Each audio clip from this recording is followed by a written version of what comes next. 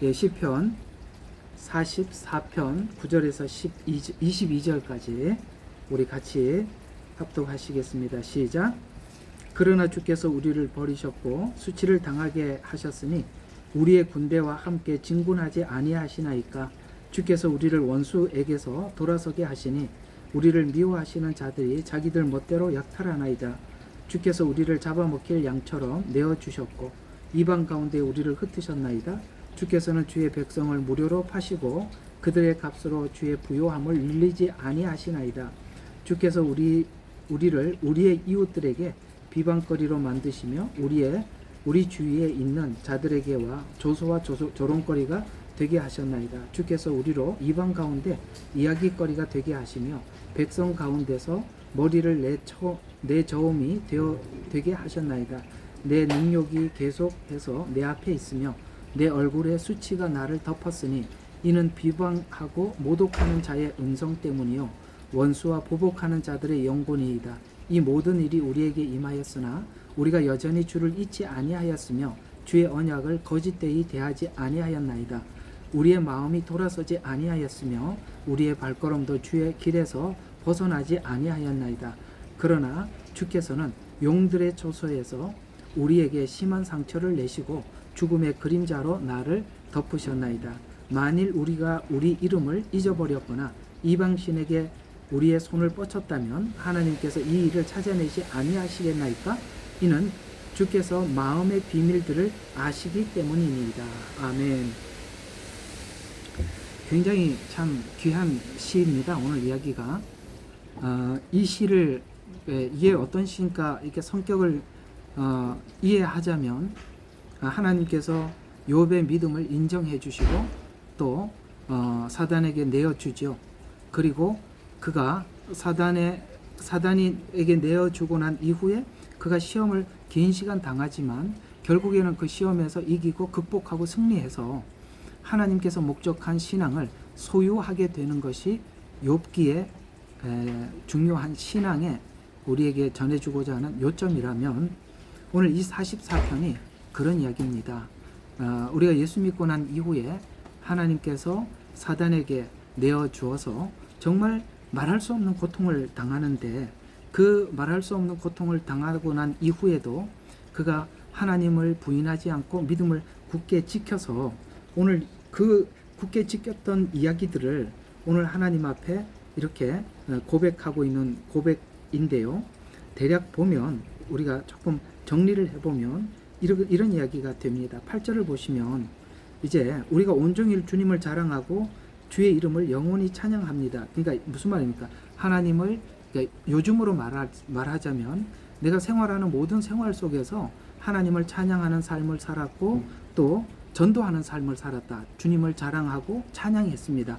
그렇게 살고 있는 과정 속에 너무나도 원수들이 10절에 보니까 들어와서 우리를 미워하는 자들이 자기 멋대로 약탈을 하고 그 다음에 주께서 우리를 잡아먹힐 양처럼 내어주시기도 하고 이방 가운데 흩으시기도 하고 우리를 무료로 파시고 그들의 값으로 주의 부요함을 늘리지 아니하고 비방거리로 만들고 조소와 조롱거리가 되게 해서 정말 주를 위해서 이렇게 찬양하고 살고 전도하면서 살아가고 있는데 하나님은 세상 가운데 우리를 이렇게 내버려 주는 것 같이 내버려 두었지만 자 이게 중요한 건 주었지만 그 뒤에 어떤 이야기가 되냐면 17절을 보면 이 모든 일이 우리에게 임하였으나 우리가 여전히 주를 잊지 않았고 주의 언약을 거짓되이 대하지 않고 주님의 약속을 굳게 잡고 그 상황 속에서도 믿음을 지키고 살았다는 것이죠. 그 다음에 18절에 보니까 우리 마음도 돌아서지 않았고 우리의 발걸음도 주의 길에서 벗어나지 않았어요. 그렇게 함에도 불구하고 그러나 주께서는 용들의 처소에서 그러니까 사단의 그 처소와 같은 그야말로 사단의 그 본진과 같은 곳에서 우리의 심한 상처를 내게 하고 죽음의 그림자로 우리를 덮었다. 만일 우리가 주의 이름을 잊어버렸거나 이방신에게 도와달라고 손을 뻗쳤더라면 하나님께서 이 일을 찾아내지 아니하셨나이까? 라는 말은 하나님에 대한 그 전능하심에 대해서 철두철미하게 믿었다는 것입니다. 우리는 거기 갈 수도 없었고 가더라도 하나님이 우리를 찾아냈을 것입니다. 그런데 이제 22절 보니까 온종일 죽음을 당하여도 도살당할 양으로 여겨졌나이다. 이게 어디서 나온 거죠? 이사야서가 예언한 예언이면서 예수님의 삶을 십자가에서 예수님께서 겪었던 이야기들을 여기서 그 말을 하면서 이렇게 지나가고 있죠. 자, 이게 이런 이야기가 되는 겁니다. 오늘 이제 이야기를 여러분들 풀어는 드리겠습니다만은 마치 예수님께서 밤중에 재판을 당하고 그 다음에 사람들로부터 고난을 받고 그 다음에 십자가를 지고 사람들로부터 배척을 당하고 십자가를 지고 골고다 언덕을 올라가고 그럼에도 불구하고 예수님께서는 아무 반응이나 저항도 않으시고 그걸 모든 것을 다 담당하셔서 우리를 구원하셨죠.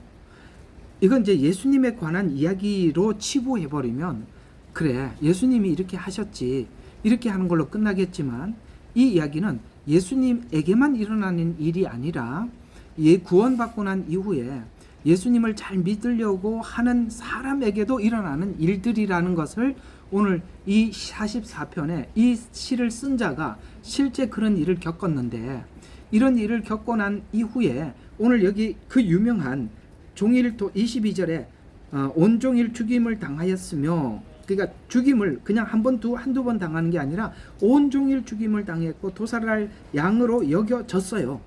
그럼에도 불구하고 뭐를 이야기하냐면 그렇게 함에도 불구하고 하나님 앞에 믿음을 지키고 신앙을 지켰더니 지금 이 시편을 기록한 이 기자가 경험한 게 뭐죠? 이게 뭐죠? 예수님께서 우리를 위해서 십자가를 지셨던 그 고난에 동참하였다라고 이야기를 한 겁니다. 마치 예수님께서 종일 이 어린 양처럼 털 깎는 어린 양처럼 그 모든 상황 앞에서 잠잠한 것처럼 그러니까 이렇게 되는 거죠. 우리가 예수님의 그 십자가 사건의 가장 클라이막스가 오늘 22절에 있는 이 말씀인데 이것을 예수님만 겪는 게 아니라 우리 오늘 믿는 성도들도 겪는 일이라고 이야기를 하면서 우리에게도 왜 그런 일을 주시는가? 우리가 예수님께서 나를 위해서 십자가에서 당하신 고난이 그저 막연한 추상적인 이야기가 아니라 실제 우리 삶 속에서도 일어났던 이야기라는 것을 실제 우리에게 체험토록 하기 위해 하나님께서도 우리에게도 이런 일들을 겪게 하시더라. 이걸 겪게 하셔서 뭘 알게 하시더라? 예수님께서 나를 위해서 하신 일이 무엇인가를 내 뼛속 깊이 알게 해서 이후로 우리가 주님을 위해서 어떤 고난을 당하더라도 주님께서 나를 위해서 이 정도까지 참으시고 모욕을 참으시고 견디고 간 것처럼 우리에게도 이후에 일어날 모든 일들 앞에서 우리도 이 일을 겪을 때 주님께서 우리를 위해서 견뎌주신 것처럼 인간 관계 속에서나 아니면은 여러분들이 겪는 모든 상황 속에서도 이 일을 함께 겪으라고 실제 그걸 하게 하시더라는 것이죠. 그러니까 오늘 이 이야기를 들어보니까 여러분이 기대가 되십니까? 아니면 한편으로 두렵습니까? 둘 다 있겠죠. 아니 내 인생에 예수 믿고 난 이후에 이런 일이 있을 수 있다니 라는 생각이 들어서 겁도 나겠지만 우리가 예수님 십자가 사건이 도대체 무엇이기에 얼마나 크고 깊기에 나에게도 이런 일을 겪게 하실 계획을 가지고 있는가? 이것이 오늘 이 44편이 우리에게 하고 싶은 이야기가 뭐냐면 이 일이 하나님 허락하에 이루어졌다라고 이야기를 하고 있다는 거예요. 욥의 일이 하나님이 허락해서 그 일을 겪었던 것처럼 오늘 우리에게도 이 일이 하나님의 인정 속에서 하나님의 허락 안에서 일어날 일이라라고 이야기를 함으로써 우리가 신앙이라는 것이 막연한 추상적인 것이 아닌 실제적인 것이 되기 위해서 하나님께서는 이런 상황까지도 신자에게 허락하시더라라는 이야기입니다. 자, 내가 이게 이쪽에 있는데 오늘 어떤 분이 제게 하나의 어떤 그 질문을 주셨어요. 이제 답장이 왔네요. 이제 제가 한번 읽어드리겠습니다. 이 질문에 대한 질문인데 오늘 이 여러분 설교와 너무나도 이렇게 접목이 돼서 제가 한번 읽어 드리도록 하겠습니다. 오늘 이 질문을 보내신 분이 오늘 이 설교를 같이 들었으면 좋겠는데, 자, 이런 이야기입니다. 그냥 쭉쭉쭉 내려와서 어떤 이야기냐면, 여기서부터 보면 되겠습니다. 여기 있네요. 자, 십자가 복음, 여기 있네요. 자, 십자가 복음과 자아의 죽음이지,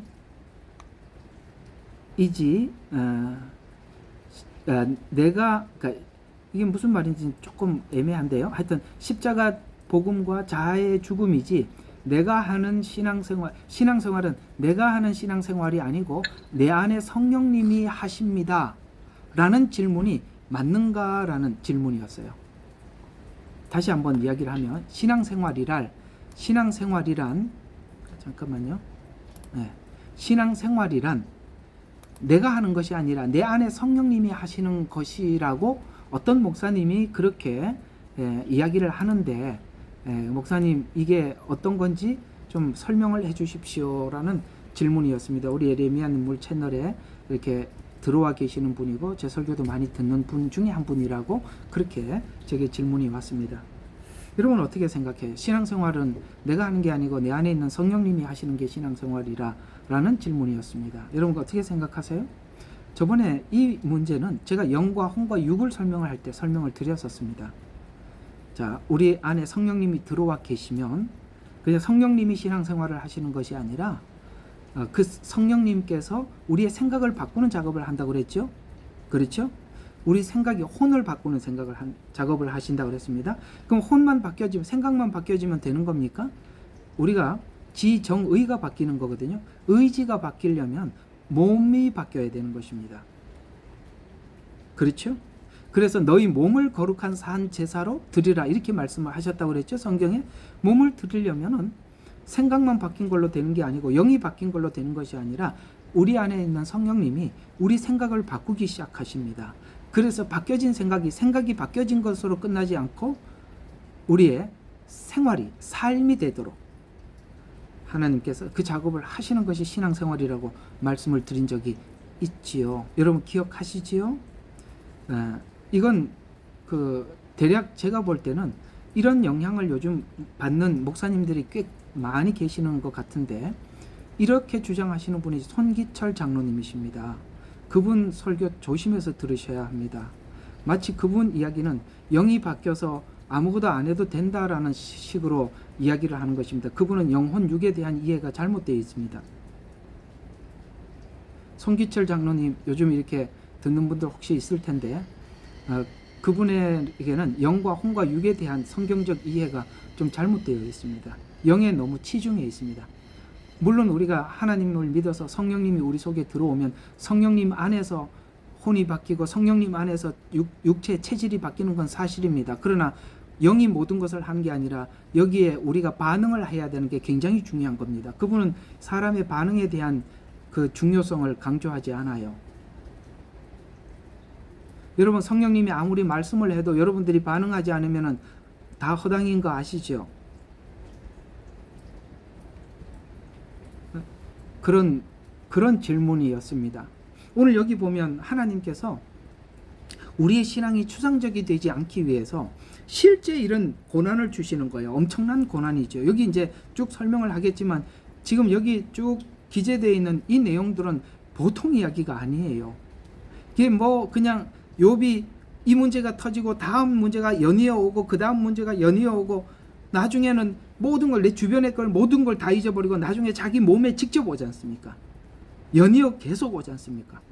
그럼에도 불구하고 오늘 여기 시편 기자는 여전히 주님을 찬양하고 여전히 주님을 찬양할 뿐만 아니라 여전히 주님을 높이고 주님을 나타내고 이런 일을 하고 있음에도 불구하고 악한 자들이 막 모함을 하는데 그걸 하나님께서 허락하셔서 그야말로 그 악한 자들에게 조리돌림을 당할 그 비참한 이런 상황까지 오게 하셔서 결국에는 그저 십자가가 먼 곳에서 나를 위해서 죽으신 십자가가 아니라 내가 직접 그 주님이 죽으신 십자가의 자리까지 가게 하시더라는 거예요.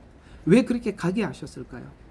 그럴 때 우리의 생각이 정말 주님께서 내게 해주신 사랑이 무엇인지, 은혜가 뭔지 내 몸 뼛속 깊은 곳까지 내 중심의 자리를 잡기 때문에 하나님께서 그런 체험을 하게 하시는 것이고, 그 체험이 우리의 삶을 절대 죄에서 돌이키지 않는 오직 주님 안에서 고정된 시선을, 고정된 신앙을 갖게 만드는 것입니다. 그래서 구원받고 난 이후에 하나님의 보호하심 안에서 우리는 즐거운 인생을 살 것이다, 평안한 삶을 살 것이다 라고 성경은 말하지 않고, 그 이후에 우리가 찾아올 참 엄청난, 그야말로 예수님 십자가에 달려셨던 그 고난에 참여하는 이런 고난도 우리가 겪게 하신다라고 오늘 44편은 말씀하고 있다는 것입니다. 자, 그러면 오늘 이야기들을 한번 하나하나 살펴보도록 하겠습니다. 오늘 금방 읽었던 9절과 22절의 전체 주제는 구원받은 이후에 성도가 받을 고난, 마치 그 이스라엘 백성들이 광야에서 고난을 받았던 그 고난 말이죠. 로마서 5장 1절과 5절은 제가 하도 여러분들한테 너무 많이 이야기를 해서 참 미안할 정도로 많이 하죠. 여기에 보니까 예수 그리스도로 말미암아 의롭게 되었으니, 이게 뭡니까? 구원받았다는 거야. 의롭게 되었다. 칭의를 이야기하는 거야. 의롭게 되었으니 라고 딱 못을 박아놓고 그 다음에 뭡니까? 환난은 인내를 이렇게 들어가네요. 구원받고 난 뒤에 평안, 기대, 이게 온 게 아니라 바로 뭐가 따라왔어요? 환난. 이렇게 바로 따라오더라는 거죠. 오늘 여기 44편이 그 환난이 뭔지를 설명해 주는 것이죠. 이스라엘 백성들이 나와서 너무 좋았죠. 애굽에서 나와서 미리암의 노래 정말 행복했습니다. 그러나 자, 광야 행군 시작했더니 어떻게 됐습니까? 그때부터 불평의 시작이죠. 이런 것처럼 우리가 그 시작이 이제 마치 로마서 5장 1절과 5절이 실제 고난을 통해서 과거를 잊어버리게, 제거하게 하고 버리게 해서 이제 새 삶에 대한 소망으로 살아가도록, 그러니까 삶의 체질을 바꾸고 방식을 바꾼다는 거예요. 세상에서 살아가는 방식이 있어요. 세상이 사는 방식이 있어요. 그러나 하나님 안에서 사는 방식이 다르단 말이에요. 그러니까 이 방식을 바꾸는 작업 안에서 우리에게는 엄청난 고난일 수밖에 없는 것이, 그렇잖아요. 지금까지 살아왔던 삶의 방식을 다 바꿔야 된다는 것이 엄청나게 고난이고, 또 하나는 한 번도 해보지 않았던 삶을 살아야 된다는 것입니다. 여러분, 광야에서 살아가는 삶의 방식과 애굽에서 사는 방식 자체가 너무나도 다른 방식이지 않습니까? 너무나도 다른 방식이기 때문에 이스라엘 백성들은 그걸 수용하기가 너무 어려웠던 거예요. 그런데 그것을 바꾸는 작업이 우리에게는 고난이에요. 그럴 수밖에 없어요. 왜? 그게 쉬운 일이 아니니까. 우리가 사고방식을 바꾸고 가치관을 바꾸고 그 다음에 몸의 체질을 바꾼다는 건 엄청나게 어려운 일이죠. 군대를 가면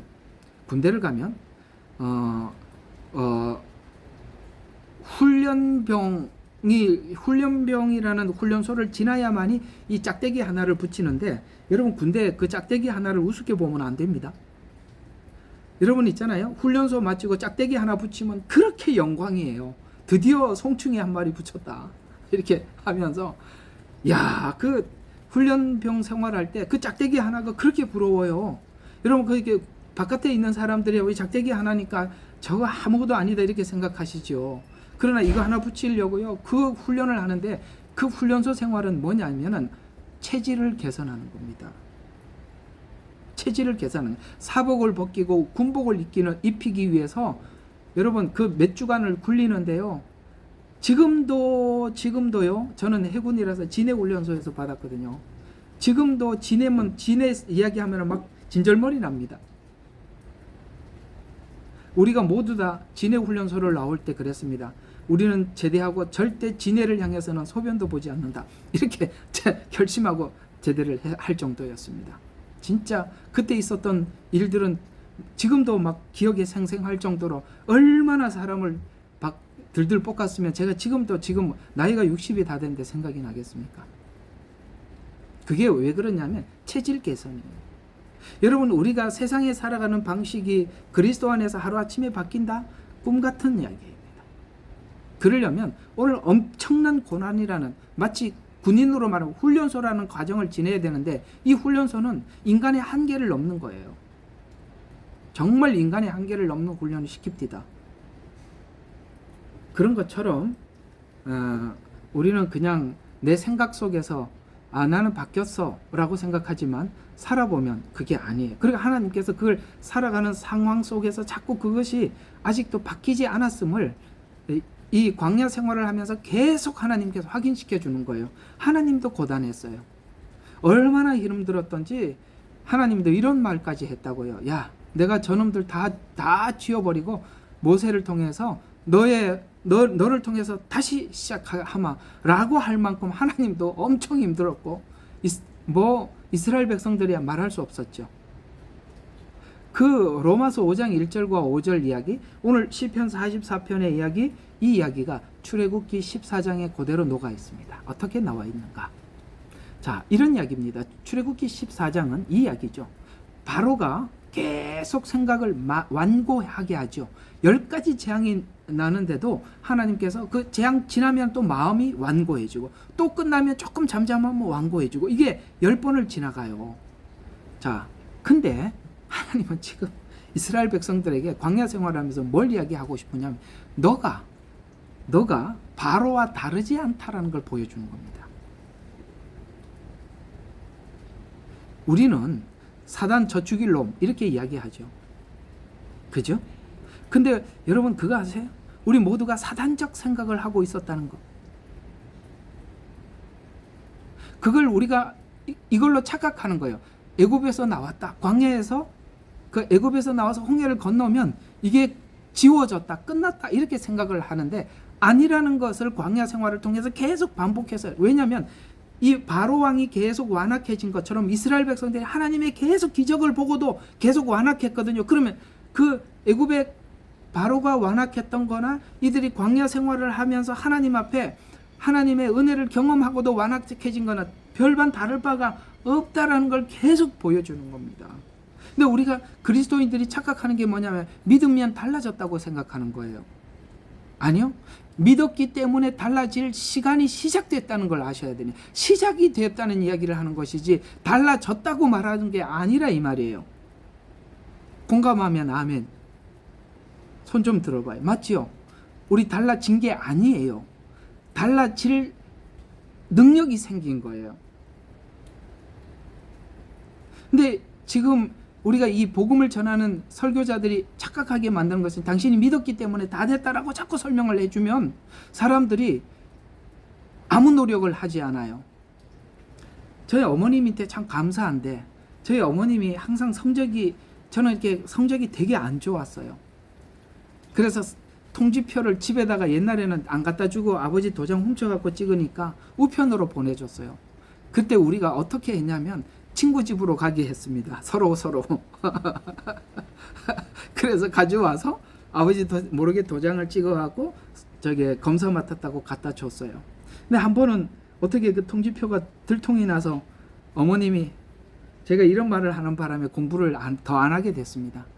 너는 머리는 너무 좋은데 공부 조금만 하면 되는데 그래서 조금만 하면 되는데 이런 말을 하는 바람에 저도 조금만 하면 되는 줄 알고 늘 벼락치기 공부만 했어요. 그러니까 머리에 남은 게 없어요. 시험만 쳤지. 우리 어머니가 그러지 말고 야 네가 머리가 좀 안 좋으니까 노력을 해라. 이렇게 했다면 공부를 많이 했을 텐데 늘 하면은 너는 머리가 너무 비상한데 이런 얘기를 하는 바람에 나는 공부를 안 해도 잘하는구나. 원래 머리가 좋구나. 이렇게 생각하니까 공부를 안 하더라고요. 여러분 예수 믿어갖고 한번 지난 고난을 받았다고 여러분들이 바뀌었다고 속지 마세요. 여러분 체질이 바뀌려면 한참 해야 됩니다. 그걸 하나님의 광야에서 보여주신 거잖아요. 그래서 이 10번의 재앙을 의미하는 것은 이런 겁니다. 구원이 피부로 와닿을 만큼 정확한 인지를 하라는 거예요. 저 멀리 있는 구원이 아니라 그 구원이 예수님께서 나를 구원하기 위해서 어떤 노력을 하셨고 실제 그 구원이 내게 오기까지 얼마나 그것이 분명한지를 인지하라는 거예요. 인지. 그래서 오늘 이걸 통해서 첫 번째 이런 이야기입니다. 스스로 헤어나올 수 없는 상태에서 아시겠어요? 애굽이라는 이 자리에서 바로가 얼마나 강력한 왕이고 그들은 노예에 불과했었어요. 그들은 거기서 스스로 탈출할 수 없었어요. 그래서 스스로 헤어나올 수 없는 상태를 확인하고 바로의 완강한 완악을 통해서 탈출한 장소와 환경을 알려주시는 것이죠. 또 하나는 홍해 앞까지 바로를 추격하게 해서 가장 절망스러운 상태를 만들어요. 10가지 재앙을 통해서 너희들이 나올 수 없는 곳에서 나왔다라는 것을 알려줄 뿐만 아니라 그 바로가 홍해 앞까지 오게 해서 그들이 이제는 앞으로도 뒤로도 갈 수 없는 상태, 그걸 확인을 안 하면 내가 홍해 다리를 놓아서 건너왔다던가 아니면 돌아서서 바로를 두들겨 패버리고 죽여서 그 군대를 다 해결하고 왔다던가 이렇게 했더라면 그건 내가 했지, 내가 해서 건너온 거지, 내가 해서 애굽에서 탈출한 거지 라고 하잖아요. 그렇죠? 그래서 10가지 재앙을 통해서도 보내주지 않는 그 완악한 바로를 하나님께서 놓아줄 수밖에 없게 만든 것을 눈으로 확인하게 만들었다는 거예요. 이스라엘 백성들에게. 그게 눈으로 확인이 안 되면 다 자기 힘으로 나왔다고 할 거니까. 그래, 나오고 난 뒤에도 홍해와 뒤에는, 앞에는 홍해요, 뒤에는 바로 군대를 둠으로써 스스로 절대 해결할 수 없는 상태에서 나온 것을 분명하게 만들어서, 그래서 가장 절망스러운 상태를 만들었던 이유는 출애굽의 기쁨을 충만하게 하시려고. 이 충만함이 앞으로 우리가 하나님 앞에 새 삶을 살고 체질을 개선하기 위한 에너지로 만들기 위해서. 그래서 우리가 로마서대로 표현을 한다면 이렇게 우리를 의롭게 칭의화시킨 것은, 애굽에서 나온 칭의를 이렇게 해주신 것은 뭘 하려고요?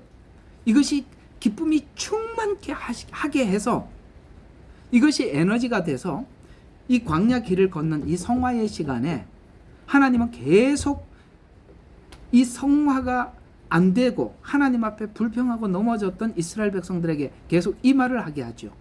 나는 너를 애굽 땅 종되었던 곳에서 꺼낸 여호와로라 라는 이 말을 끊임없이 하면서 너희들이 성화되어야 한다. 성화의 근거는 바로 내가 애굽에서 너희를 건졌기 때문이다 라는 이 일을 계속 하나님 이스라엘 백성들에게 반복해서 설명함으로써 그들이 부인하지 못하도록 그렇게 계속해 나가시더라라는 것입니다.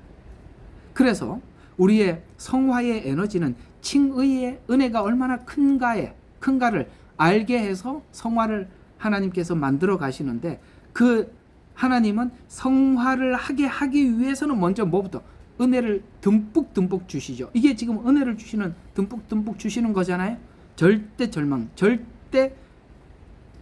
해결할 수 없는 상태에서 출애굽함으로써 기쁨을 충만하게 하시고, 그 다음에 하나님의 영광을 드러내서 이제는 그들이 어떻게 변화되든 주를 위해서 어떻게 살든 오늘 여기 어떤 핍박을 받던 지간에 믿음을 부인하지 않고 하나님의 약속을 굳게 붙잡고 그 일을 계속 진행해 나가도록 하기 위해서 하나님 주신 것이라는 거예요. 그러니까 여러분들이 성화가 성화답게 되려면 하나님 앞에 어디로 다시 계속 돌아가야 되죠? 칭의의 은혜를 되새겨야 하고, 그것이 얼마나 큰 은혜인지 알 때 그것만이 에너지가 되는 것입니다. 앞으로 마지막 때도 마찬가지예요. 이 구원의 은혜가 얼마나 깊은가에 따라서 여러분들이 이 환난의 때를 넘느냐 못 넘느냐에 달려있지, 우리가 구원의 은혜가 작아지거나 그것이 값없이 되거나 이렇게 되는 순간 우리 모든 것에서 실패할 수밖에 없는 조건을 갖게 되는 것입니다. 그래서 지금 오늘 현재 우리 성도들의 구원을 출애굽에 맞추어 진단해 보면, 구원받은 그 이후에 구원 은혜를 잊지 않도록 하기 위해서 구원은 받았지만 광야에서 다시 완고해진 이스라엘 백성들이 마치 자신이 바로와 같고 구원받은 후에도 불평하는 광야에 선 이스라엘 백성들 같이, 내가 지금 바로에게 추적당한 이스라엘 백성같이 원망하는 이스라엘 백성같이 출애굽하면 감사와 감격의 찬양을 부르면 옛 성품이 해결되지 않았음을 확인시켜서 지난날 옛 성품이 사라지지 않고 내가 더 완고하게 된 자신의 절망적인 상태를 또 한 번 확인하게 하여서 마치 베드로가 예수님을 부인했던 기가 막힌 지금 현재 일어난 이 상황들, 우리에게도 마치 예수님이 십자가에 죽으실 때 너는 그와 함께 따라다녔던 자가 아니냐라고 했을 때 완강하게 마치 이런 위협 앞에 서서 어떻게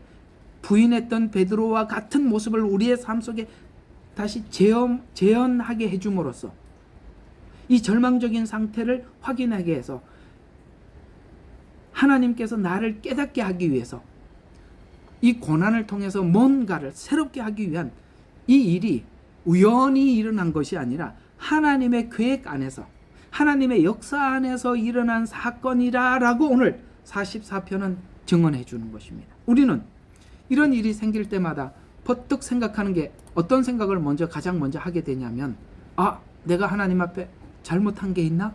실수한 게 있나? 죄의 결과인가? 이런 생각을 우리가 언뜻 하게 되겠지만 그것이 죄의 결과라 할지라도 하나님은 다른 목적이 있다는 거예요. 어떤 목적? 지난날 애굽 바로와 같고, 아시겠어요? 그런 나를 확인하게 해서 내가 비록 예수 안에서 구원은 받았지만 아직도 옛사람, 옛성품이 그대로 나를 지키고 있구나, 유지하고 있구나, 이걸 하나님이 계속 보게 하는 작업을 하시더라라는 이야기가 되는 것입니다. 그래서 이 사실은 너무나도 놀라운 사실인데 추상적으로 이해했던 믿음이 현실이 되기 위해서는 하나님은 내 완고함을 확인하는 시간을 허락해 주셨다라는 것에 우리는 참 놀라운 하나님의 준비가 있었다, 그 일을 하시더라라는 것을 알게 되는 것이죠. 마치 둘째 아들의 가출을 하나님께서 막지 않고 허락하셔서 아버지가 원래 목적했던 아버지 집의 가치, 아버지 집에 있을 때 그것이 얼마나 값진지를, 그 값진 가치를 높여서, 아시겠습니까? 그 나간 시간들이 잃어버린 시간이 아니라 아버지 집의 가치를 알고 돌아오는 시간을 만들어서 그 은혜를 알도록 함과 같이 성경 속에 다윗이 나라를 평정하고 그 다음에 안정을 추구하는 과정 속에 하나님은 느닷없이 압살롬의 반역을 일으켜서 구원받은 이후에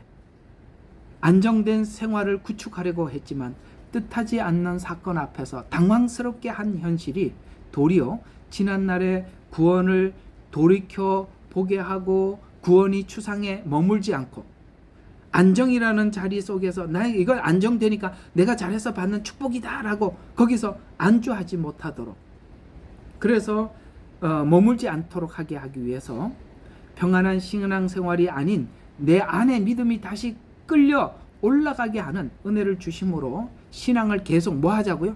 유지시키자.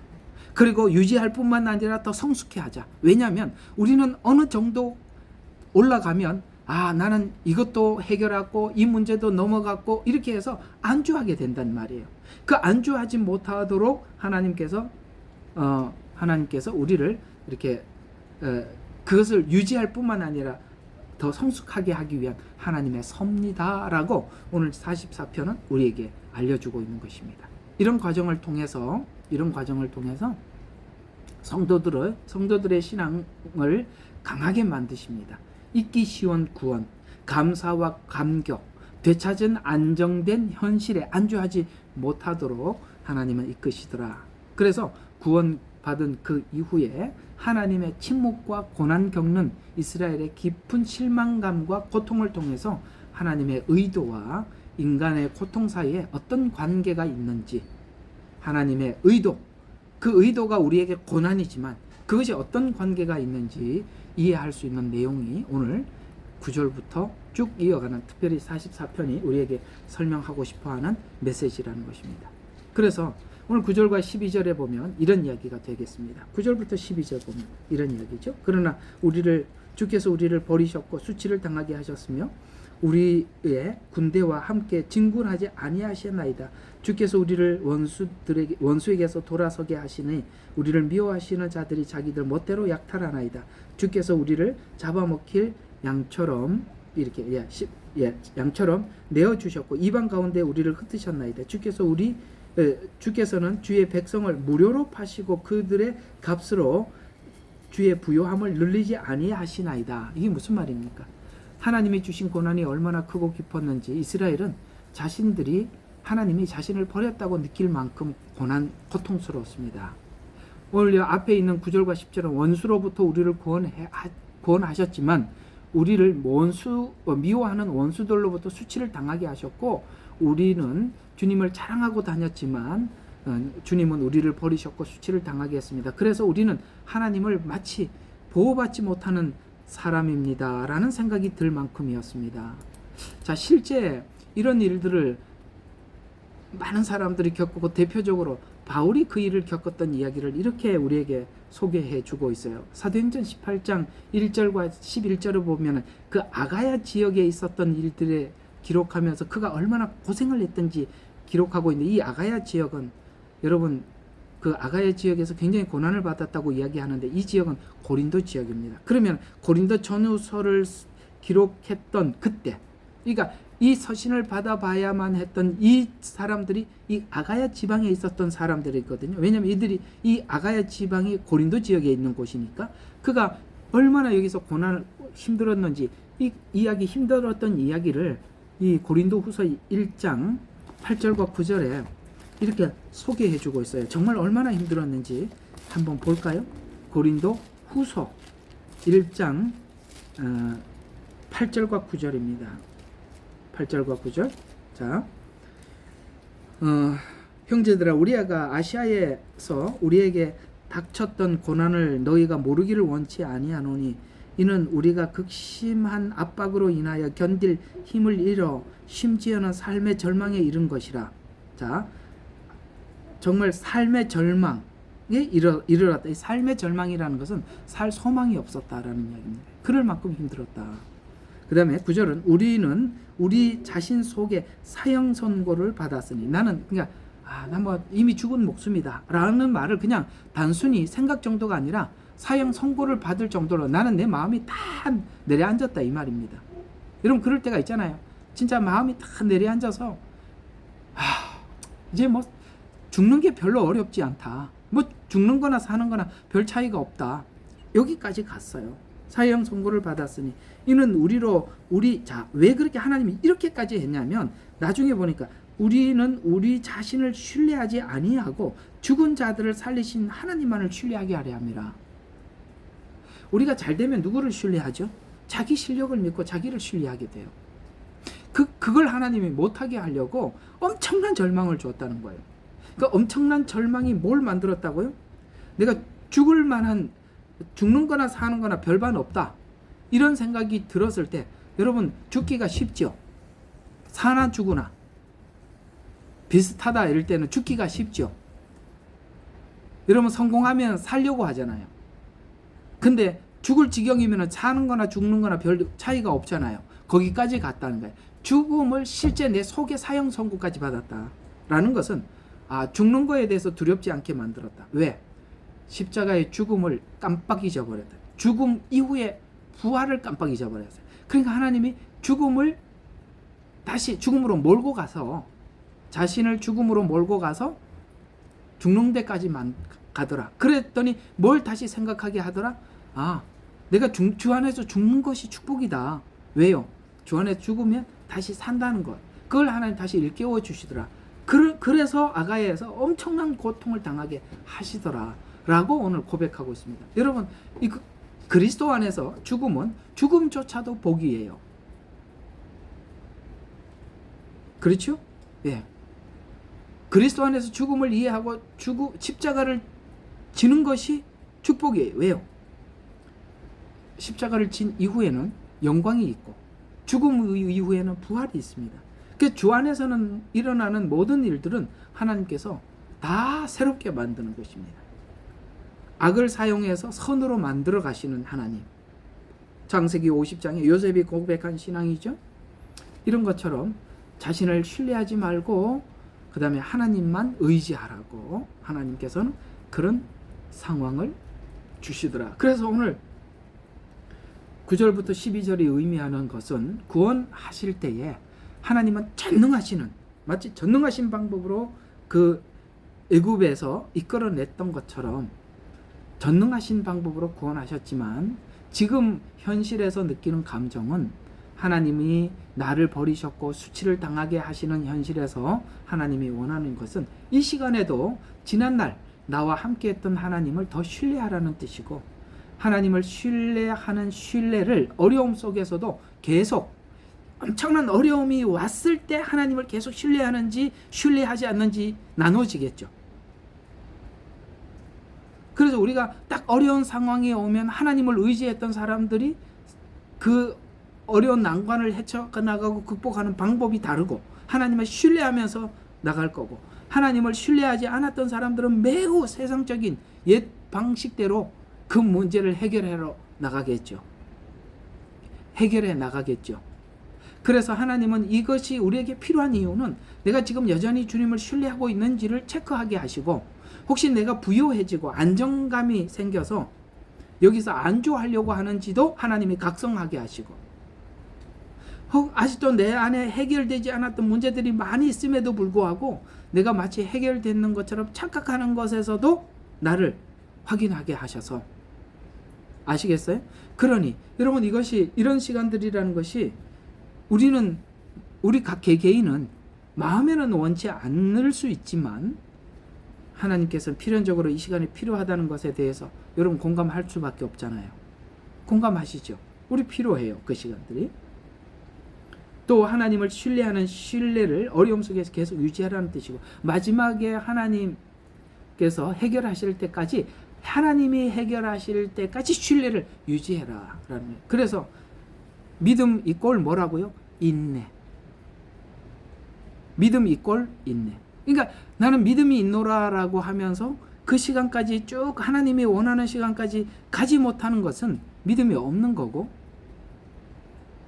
하나님이 시간하는 시간까지 하나님의 방법대로 쭉 가는 것이 믿음이 있는 것인데, 자, 오늘은 여기까지만 하고 좀 마쳐보려고 마치겠습니다. 이게 바깥이라 또 안에 여기 사람들 뭐 있고 좀 그래서 여기까지만 하고 좀 끝을 내려고 하는데, 우리가 좀 이런 게 있어요. 오늘 여기 중요한 이야기가 이 세 번째 3번입니다. 하나님께서 해결하실 때까지 신뢰하라. 이게 무슨 뜻이냐면, 우리가 하다 보면 하나님이 이런 시험을 주실 때가 있어요. 이게 분명히 있습니다. 있는데 처음부터 자기 방식대로 하는 사람들이 있어요. 어떤 어려운 상황들이 오면 자기 방법으로 하는 사람이 있어요. 옛날 했던 방식을 그대로 도입을 해서 하는 사람들이 있어요. 그래서 하나님이 엄청나게 골탕을 먹게 만듭니다. 다시는 이 방법대로 하지 말게 하려고 주시는 하나님의 교훈이에요. 두 번째는 하다가 중간에 인내하고 가다가 중간에 멈추고 또 자기 방식을 쓰는 사람이 있어요. 그 결과를 하나님께서 고스란히 우리가 겪게 하시는 겁니다. 그래서 그 다음에는 다시는 내 방법을 동원하지 말아야지라고 결심하게 하고, 중간쯤 가다가 자기 방식을 쓴 사람에게도 거기에 대한 결과를 뼈저리게 체험하게 해서 그 방법을 두 번 다시 못 쓰게 하시는 거예요. 결국에는 이것이 여러분들 반복돼서 계속 여러분 생활 속에 일어나더라도 하나님의 끝까지, 결국에는 우리의 믿음이 주님을 신뢰하는 신뢰가 초창기에 잠깐 신뢰하다 마는 정도가 아니라 끝까지 가도록 여러분 인생 속에서 하나님이 실험하시는 겁니다. 우리가 힘들 때 남들한테 자꾸 상담하러 가고 남들한테 이 문제 어떻게 해결해요 묻는데, 그건 아직도 아직도 내가 살아있어서 하는 방식이에요. 그냥 하나님이 주시는 방식대로 그냥 묻지 마, 그냥 가는 거예요. 굳이 남들한테 물어봐야 이게 이상한 사람 만나면 더 헷갈리는 거예요. 그냥 하나님 방법대로 그 무소의 뿔처럼 그냥 가는 거예요.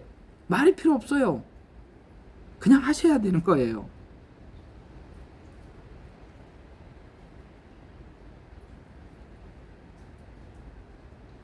사람들한테 물어봐야 그 나중에 좋은 소리 못 듣고 그렇습니다. 이런 경험 해보셨어요?